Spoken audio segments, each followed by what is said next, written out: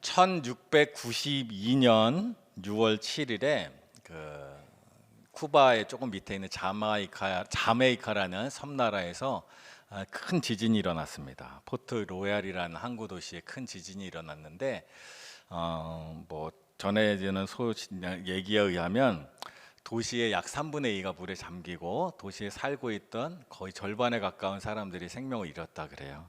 참 슬픈 일이고 어려운 힘든 일인데 이 소식이 유럽과 교회에 전해지자 사람들이 위로하지 않고 환호했어요. 잘 됐다 그랬어요. 왜냐하면 이 1690년대 이 자메이카에 있는 포트 로얄이라는 항구는 이제 북아메리카, 남아메리카 중간 사이에 있는 어떤 섬인데 해적들의 본거지처럼 여겨졌어요. 그리고 타락한 도시라고 생각했어요. 그래서 교회에서 이곳에 하나님께서 지진을 내려서 징벌하셨다라고 생각했던 거예요. 그래서 사람들이 참 잘됐다라고 생각을 했대요. 그로부터 그 일이 있은 뒤에 약 60년 뒤에 1755년 11월 1일 또 하나의 큰 지진이 났어요. 이번엔 어디서 났냐면 포르투갈에 있는 리스본이라는 곳에서 지진이 났어요. 이때 사람들은 굉장히 당황했어요. 왜냐하면 이 리스본이라는 도시는 당시에 굉장히 경건한 도시로 알려졌어요. 도시 인구가 약 25만 명인데 그중에 10%, 약 2만 명 이상 되는 수도사들, 성직자들이 살고 있는 도시예요. 엄청나게 많은 교회들이 있었고 또 11월 1일은 카톨릭에서 만성절이라 그래서 이제까지 교회에서 지정한 모든 성인들을 축복하고 예배하는 날이에요. 근데 그날 아침에 이 리스본에 지진이 일어나고 수많은 사람들이 죽고 수많은 교회들이 무너지고 건물들이 무너지는 이 모습을 보면서 사람들이 경악했어요. 불과 60년 전에는 하나님이 심판하셨다 생각했는데 도대체 이 리스본에는 왜 지진이 일어났을까? 사람들이 이 답을 찾지 못했어요. 너무 급한 나머지 카톨릭 교회에서는 하나님께서 이 도시도 죄 때문에 하나님이 징벌하셨다 그랬어요. 그 죄 중에는 종교 개혁을 일으킨 이 신교 개혁교회에 대한 징벌도 이 안에 포함되어 있다 말했어요. 또 반면 우리 교회에서도 신교에서도 이것은 카톨릭이 저지른 수많은 중세의 죄악에 대한 하나님의 심판이다. 그러니까 이렇게 교회 많은 곳에 일어났지. 그러나 사람들은 이 교회들의 반응, 대답에 별로 동의할 수가 없었어요. 왜냐하면 하나님이 정말 그 도시를 지진으로 심판하신다면 그 당시에 유럽에서 가장 타락했다고 알려져 있는 지금은 모르겠지만 파리 같은 도시, 환락의 도시, 왜 그런 범죄가 일어나고 환락이 일어나고 퇴폐한 그 도시에 하나님이 징벌을 안 내리고 왜 이렇게 경건한 도시에 징벌을 내렸을까? 다 대답을 할 수가 없었어요. 여기에 대해 대답을 준 곳은 과학계에서 뭐라고 대답했냐면 지진은 하나님의 심판과 상관없이 그냥 자연현상일 뿐이다 그랬어요. 그 말이 훨씬 더 사람들에게 설득력이 있었어요.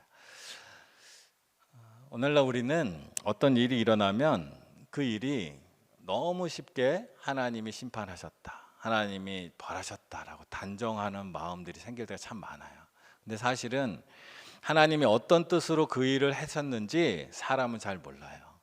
차라리 과학계처럼 정직하게 우리는 이전 모르는 일들에 대해서 말하지 않고 하나하나 알아가도록 연구해서 발전되어 오는 것처럼 우리 또한 하나님은 분명히 무슨 뜻이 있는 것은 우리는 믿지만 그 뜻이 무엇인지 우리는 알 수 없어요. 알 수 없을 때가 참 많아요. 그런데 많은 사람들이 분명히 그것에 대해서 하나님의 뜻이 있다 생각했어요. 답을 알고 있다 생각했어요. 그리고 답을 요구했어요, 교회에. 근데 교회에 답이 없죠. 답을 알지 못하죠. 어떻게 알겠어요? 지금도 마찬가지예요. 지금도 우리가 알지 못하는 게 참 많아요. 저에게 물어봐도 저도 모르는 일이 참 많아요. 하나님의 뜻이 무엇인지 잘 몰라요. 그럴 때 우리는 잘 모르면 그냥 모른다고 대답하면 돼요. 마치 내가 하나님의 뜻을 알고 있는 사람인 척 할 필요도 없고 하나님의 뜻이다, 하나님이 이런 이유 때문에 일을 했다라고 우리가 단정하면 안 돼요.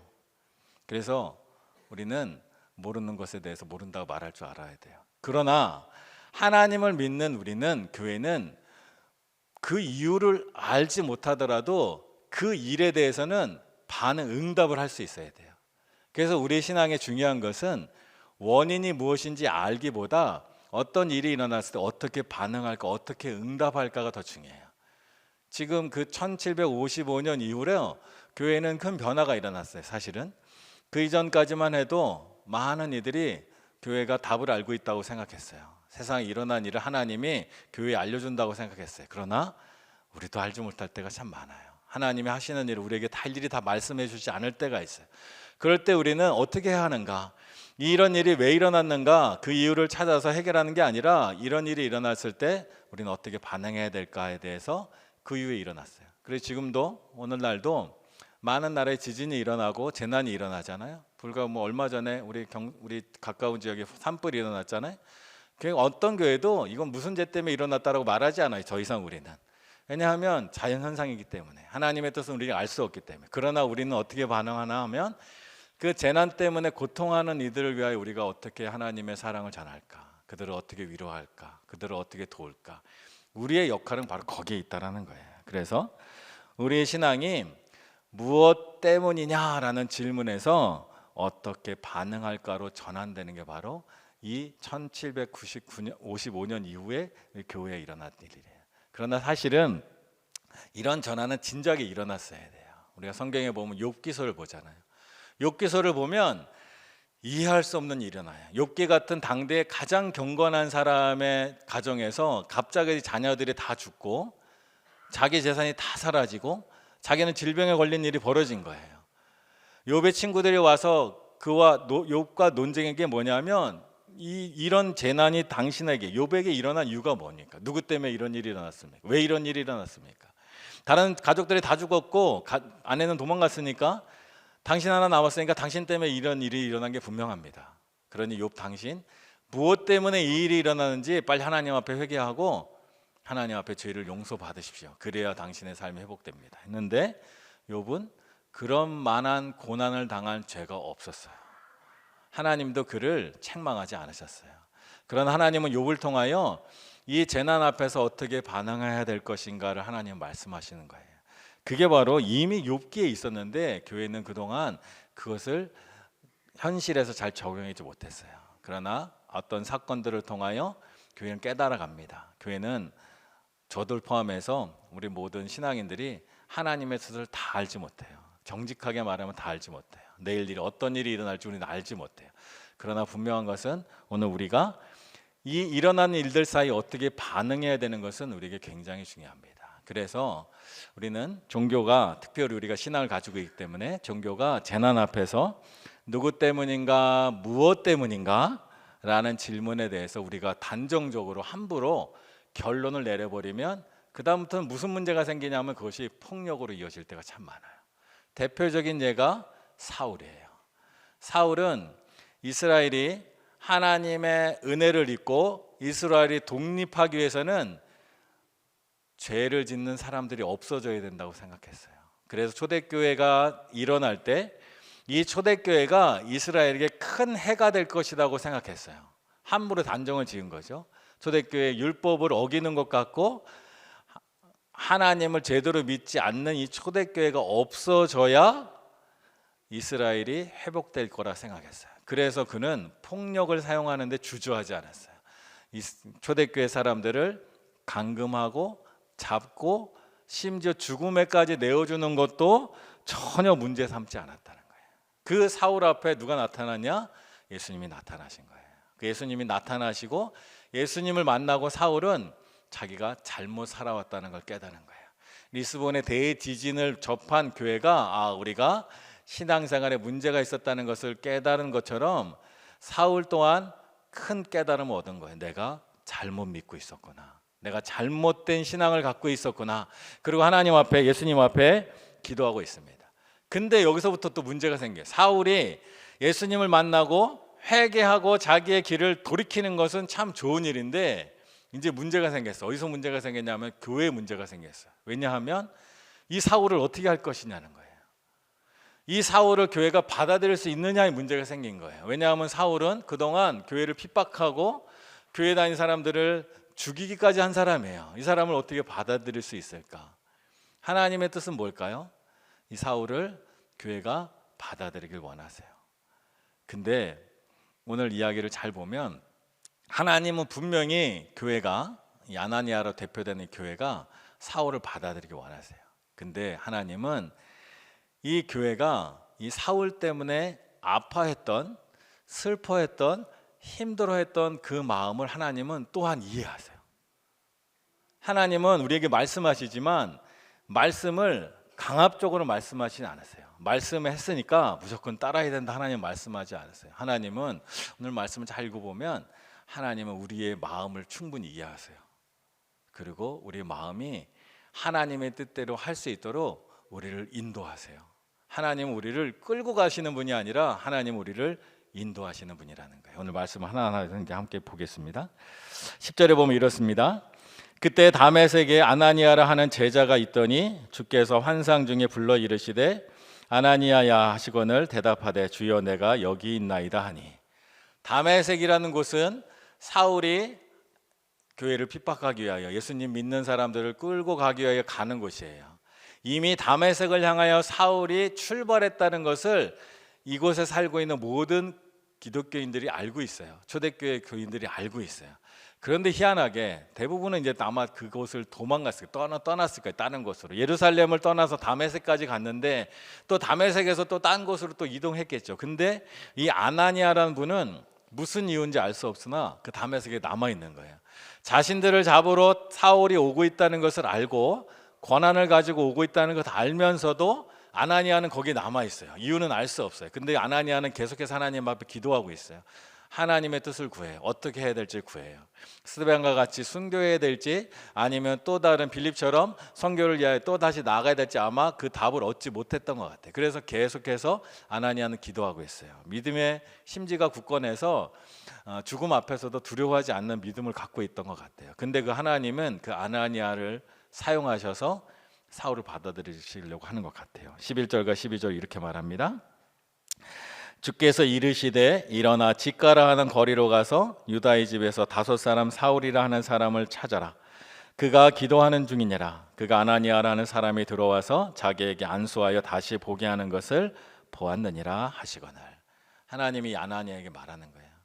직가라는 거리에 가서 유다의 집에 있는 사울을 만나라. 그리고 그에게 안수해라 그러는 거예요. 이 명령을, 이 말씀을 들은 아나니아는 심히 부담이 됐을 것 같아요. 가고 싶지 않아요. 아마 많은 생각이 났을 거예요. 이 아나니아도 이 원래 다메섹에 살고 있던 사람인지 아니면 예루살렘에서 이사 온 사람인지 알 수 없으나 대부분의 그 당시 다메섹에 있던 교인들은, 성도들은 예루살렘에서 떠난 사람들이 많았을 거예요. 그들은 하나님을 믿는 것 때문에 또 이 핍박받는 것 때문에 집을 잃어버렸어요. 또 직장도 잃어버렸어요. 또 가족들 중에 잡힌 사람도 있을지도 몰라요. 또 동료 신앙인 스데반이 죽는 것도 봤어요. 핍박받고 고통받는 이 아나니아가 자기를 핍박했던 그 사울을 향하여 가서 안수기도 한다? 쉽지 않아요. 그러니 하나님 명령이니 어쩔 수 없이 해야 된다? 하나님이 이런 분이 아니세요. 야, 너는 하나님이 내가 명령했으니 너는 네 감정 신경 쓰지 마, 무조건 해 라고 하나님은 절대 이렇게 말하는 분이 아니세요. 하나님은 아나니아의 마음을 잘 아세요. 이것이 얼마나 어려운 일인지 잘 아세요. 그 마음이 얼마나 아플까 하나님은 잘 아세요. 그래서 하나님은 이 말씀을 잘 보면 하나님은 아나니아에게 명령하지 않으세요. 우리가 12절의 말씀을 다시 보면 이래요. 그가 아나니아라 하는 사람이 들어와서 자기에게 안수하여 다시 보게 하는 것을 보았느니라. 하나님이 아나니아에게 너 가서 사울에게 안수해라 하지 않아요. 그가 아나니아에게 말하는 거예요. 그 사울이 네가 와서 안수하는 걸 환상을 보고 있어 그러는 거예요. 아나니아에게 말하는 거예요. 하나님은 결코 우리에게 억지로 막 시키는 분이 아니에요. 그 장면을 보면서 아나니아가 무슨 생각했을까요? 13절과 14절 이렇게 말해요. 아나니아가 대답하되 주여 이 사람에 대하여 내가 여러 사람에게 듣사온즉 그가 예루살렘에서 주의 성도에게 적지 않은 해를 끼쳤다 하더니 여기서도 주의 이름을 부르는 모든 사람을 결박할 권한을 대제사장들에게 받았나이다 하거늘. 아나니아 이미 알고 있어요. 사울이 자기를 잡으러 오고 있다는 거. 그리고 사울은 바리새인이에요. 바리새인은 공식 권한을 가진 행정직을 가진 공무원이 아니에요. 이 바리새인은 오늘날로 말하면 민간 단체예요. 그저 이 예루살렘을 다스리고 있는, 유대를 다스리고 있는 사두개인들에게 압력을 넣은 암덕 단체, 민간 단체일 뿐이에요. 그는 누굴 체포할 권한이 원래 없어요. 근데 이 사울이라는 사람은 열심히 어찌나 특심한지 대제사장들을 찾아가서 내가 권한이 없지만, 내가 공무원 아닌데 이번 한 번만 나에게 특별 권한을 주세요. 내가 가서 예수님 믿는 초대교회 교인들 싹 다 잡아오겠습니다. 그때 사두개인들이 자기들이 하기 껄끄러웠던 일을 해준다니까 그냥 권한을 준 거예요. 그만큼 사울은 열심히 초대교회를 핍박한 사람이에요. 잡으려 애쓴 사람이에요. 그 얘기를 누가 알아요? 이미 아나니아는 다 알고 있어요. 다 알고 있어요. 그 다 알고 있는 그 아나니아가 가서 사울 위하여 안수하고 싶지도 않을 것 같아요. 그가 기도하고 있는데 무엇을 위해 기도하는지도 알 수 없고, 갔다가 잡히면 어떻게, 전혀 원하지 않는 거예요. 그런 아나니아에게 하나님께서는 그런 아나니아를 인도하시고 설득하시고 하나님이 원하시는 일, 또 그것이 하나님이 원하시는 일이면서 동시에 초대교회 하나님의 나라의 복음에 얼마나 귀한 일인가 하나님이 아나니아에게 말씀하세요. 하나님은 절대 아나니아에게 명령하지 않으세요. 하나님께서 이 초대교회가 사울을 어떻게 받아들일 수 있을까?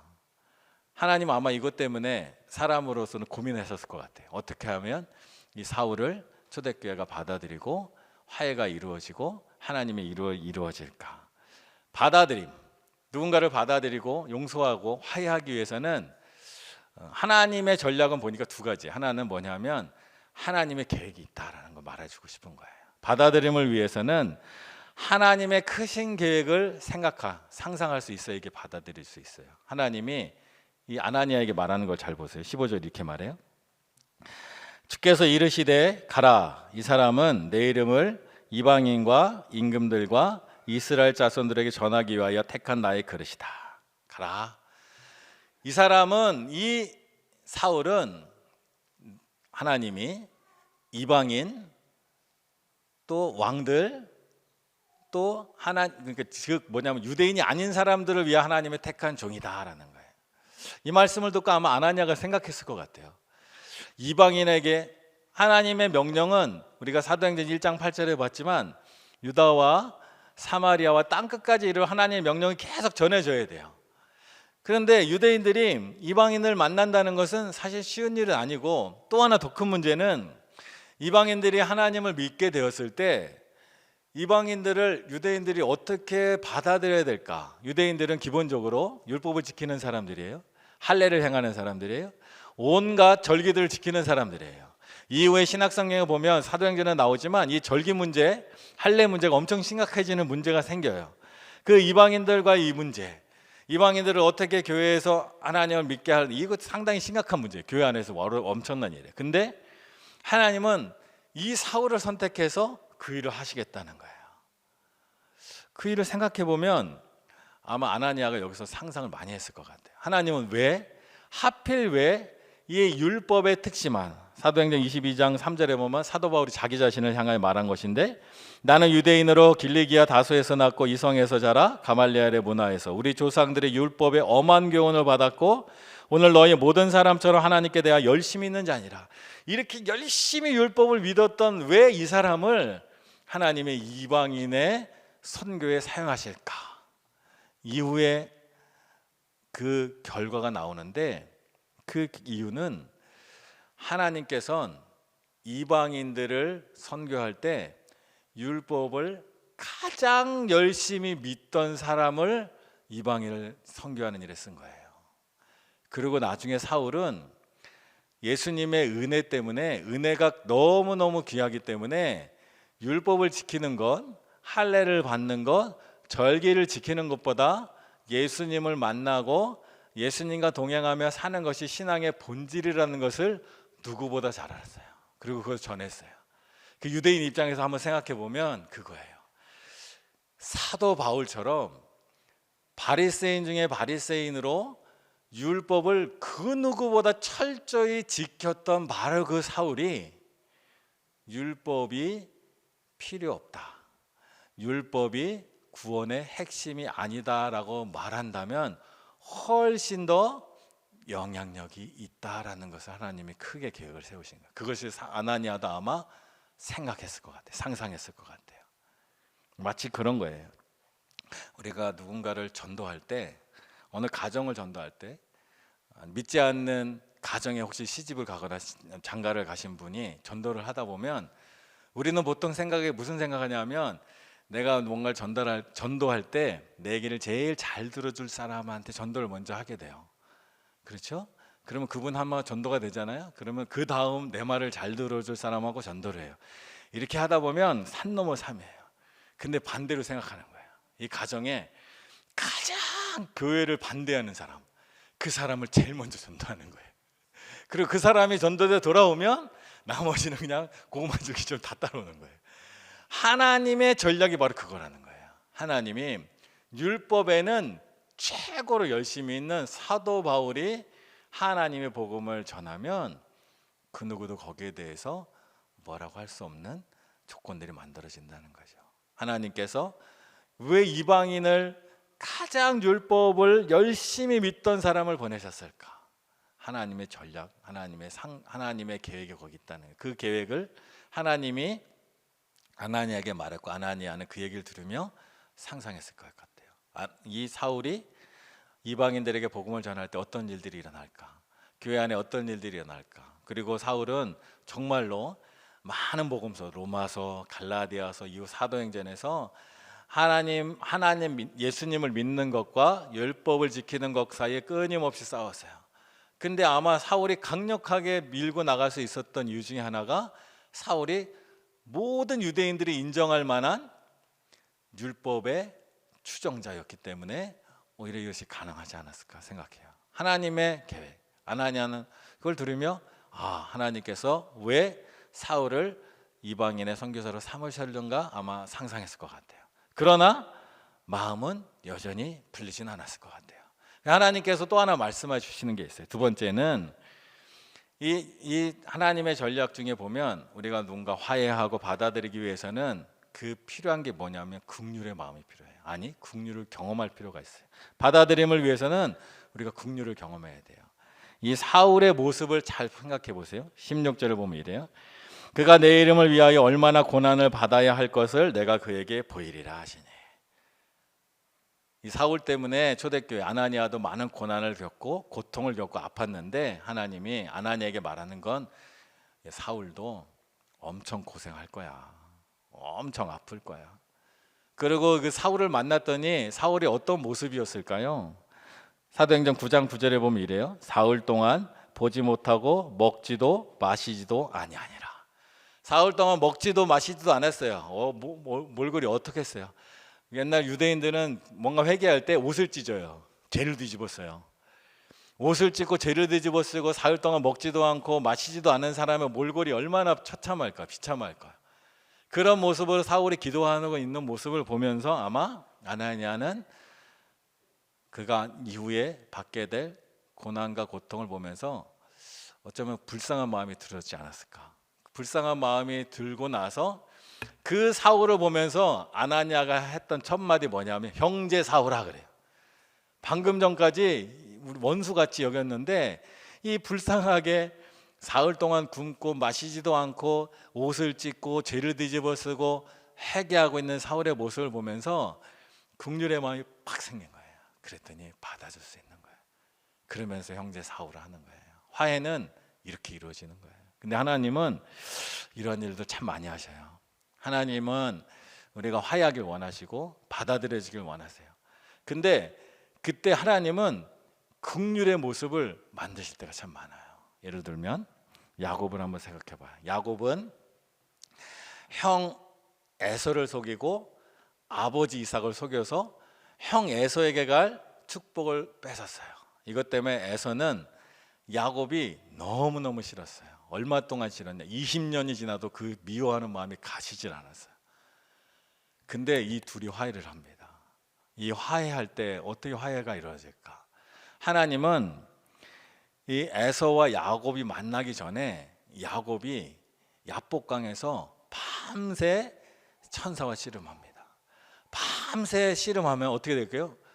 힘센 천사가 밤새 씨름하면 상상해봐요. 씨름을 하면 옷이 막 엉망진창이 되겠죠. 찢어지고 머리카락도 막 엉망진창이 되는데 그걸로 끝나지 않아요. 천사가 이 야곱을 보내주면서 허리뼈를 한 대 툭 치면서 야곱이 쩔뚝발이가 돼요. 창세기 32장 31절이래요. 그가 분이엘을 지날 때 해가 돋았고 그의 허벅다리로 말미암아 절었더라. 옷은 막 헤어지고 찢어지고 머리카락이 막 산말되고 온몸에 상처투성이에 허리뼈 나가가지고 쩔뚝쩔뚝거리면서 형 에서 앞에 가는 거예요. 에서가 야곱을 어쩌면 죽이려고 했을지도 몰라요. 그 미워하는 마음으로 야곱을 딱 만났는데 야곱이 어때? 그러고 오는 거예요. 그때 아마 에서의 마음에 국률이 일어났을 거예요. 아유 이 불쌍한 놈, 에이그 이 불쌍한 놈. 그래 형 복 다 뺏어갖고 가고 겨우 이 꼴 돼서 돌아왔냐? 하면서 화해하는 거예요. 놀랍죠? 하나님의 전략이. 또 요셉의 모습도 이렇게 생각해요. 요셉이 형들을 다 용서하잖아요. 그냥 요셉 믿음이 좋아서 용서도 하겠지만 요셉은 아마 형들의 모습을 보면서 긍휼의 마음이 생겼을 것 같아요. 요셉이 마지막 형들과 마지막 대면하려고 할 때 형들의 모습을 성경이 이렇게 말해요. 창세기 44장 13절에서 14절. 그들이 옷을 찢고 각기 짐을 나귀에 싣고 성으로 돌아가니라. 유다와 그의 형제들이 요셉의 집에 이르니 요셉이 아직 그곳에 있는지라. 그의 앞에 땅에 엎드리니. 성경을 잘 읽어보시면 알겠지만 요셉이 형들을 속여갖고 뭔가 일을 꾸미고 있잖아요. 형들이 그것 때문에 요셉에게 잡혀올 때 자기 옷을 찢었다 그래요. 자기 옷을 찢었어요. 옷이 다 찢어지고 몸은 엉망진창이 되는데 오자마자 요셉 앞에 엎드려서 울고 비는 거예요. 막 펑펑 울면서. 그 모습을 본 요셉의 마음이 어땠을까? 아마 긍휼의 마음이 생겼을 것 같아요. 그 긍휼의 마음이 요셉이 형들을 받아줄 수 있는 마음이 생긴 거예요. 오늘 이 아나니아에게 하나님이 긍휼을 경험하게 하신 거예요. 이 긍휼의 마음. 그래서 초대교회 특히 아나니아는 아직 모든 사람이 사울을 받아주진 않았지만 사울을 받아줄 수 있는 거예요. 형제 사울아 하면서 사울에게 가는 거예요.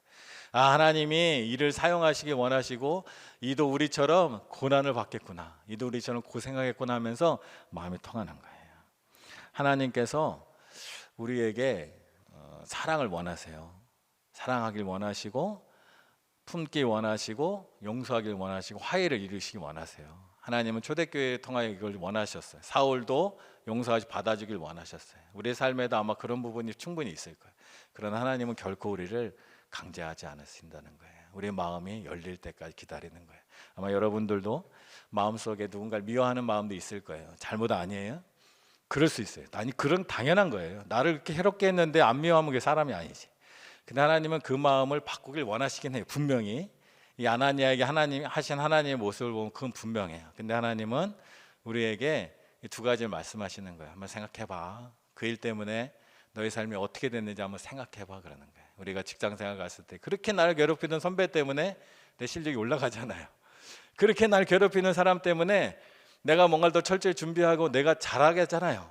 그는 의도하지 않았지만 그 일로 인하여 내가 뭔가 자라나고 내가 잘하는 일들이 일어난다는 거예요. 그것이 하나님의 방식이에요. 그래서 그것을 생각해 보면 그래 그때 힘들었지만 그래도 그것 때문에 내가 좀 자랐지. 그때 내가 고생스럽고 힘들었지만 그때 저 사람이 날 도와주지 않아서 내가 그때 힘들었는데 저 사람이 날 도와주지 않아서 내가 더 독립적이 되었어. 내가 더 잘할 수 있었어. 아마 그런 상상을 할 수 있다면 화해할 마음이 좀 생길 수는 있어요. 그리고 또 하나는 그도 힘들다, 아프다라는 것을 우리가 느낄 수 있다면 사도 바울은 그것을 느꼈어요. 사도 바울은 그것을 알았어요. 그래서 사도 바울은 이렇게 고백해요. 로마서 11장 31절 너희에게 베푸시는 긍휼로 이제 그들도 긍휼을 얻게 하려 하심이라. 긍휼이 긍휼을 만나는 거예요. 하나님은 우리를 하나 되길 원하시고 화합하길 원하시고 화해하길 원하세요. 하나님이 우리와 화해하셨으니까, 하나님은 우리 모두와 화해하셨으니까, 하나님을 멀리했던 우리와 하나님을 마음 아프게 했던 우리와 하나님을 미워했던 우리와 하나님을 떠났던 우리가 불순종했던 우리와 하나님은 화합하셨잖아요. 마찬가지로 우리 또한 하나님은 모든 사람과 화합하길 원하세요. 근데 쉽지는 않아요. 근데 하나님은 우리에게 원하시지만 강요하지는 못하세요. 안 하시는 거죠. 우리의 마음을 너무 잘 아시니까. 우리의 마음에 찢어진 상처를 너무 잘 아시니까. 그러나 우리가 하나님의 긍휼을 알고 하나님의 사랑을 알면 그런 마음으로 나갈 수 있습니다. 우리 안에 있는 많은 아픔과 또 미움과 분노는 사실 우리를 더 힘들게 하거든요. 이것이 해결되지 않으면 우리 마음은 계속 아플 수밖에 없어요. 과거의 일들이 또 누군가에 의해서. 그러나 하나님은 이것을 해결하기 원하시는데 하나님은 그것을 하나하나 해결해 가실 거라는 거예요. 우리가 하나님께 가까이 가고 하나님의 그 마음을 안다면 우리가 하나님처럼 하나님이 주시는 은혜를 깨닫고 우리가 하나님의 은혜 안에 있을 때 그 일들을 하나하나 해결해 가는 거예요. 그래서 비록 더디고 오래 걸리더라도 하나님은 우리를 고치시고 또 하나님 우리에게 평화를 주시고 하나님 우리에게 우리의 삶을 은총 가운데 이끄시길 원하신다는 거예요. 그래서 우리 안에 미움이나 아픔이나 상처들이 있으면 너무 꼭꼭 묻어두지 마시고 하나님 앞에 내어놓으세요. 하나님 앞에 내어놓으세요. 그러면 하나님 안에서 생각할 수 있다면 우리의 그 상처들이 오히려 우리를 자라게 하는 것이고 그 상처들을 넘어서 하나님의 놀라운 은혜를 우리가 경험할 수 있습니다. 그래서 오늘 우리가 말씀을 다시 정리하면 우리의 삶에는 이유를 알 수 없는 일들이 많이 일어나요. 그것을 해결하려고 너무 하지 마시고 이제 우리는 어떻게 이제 우리가 하나님 믿는 사람을 어떻게 반응하는 것이 하나님이 원하시는 일일까 생각하세요.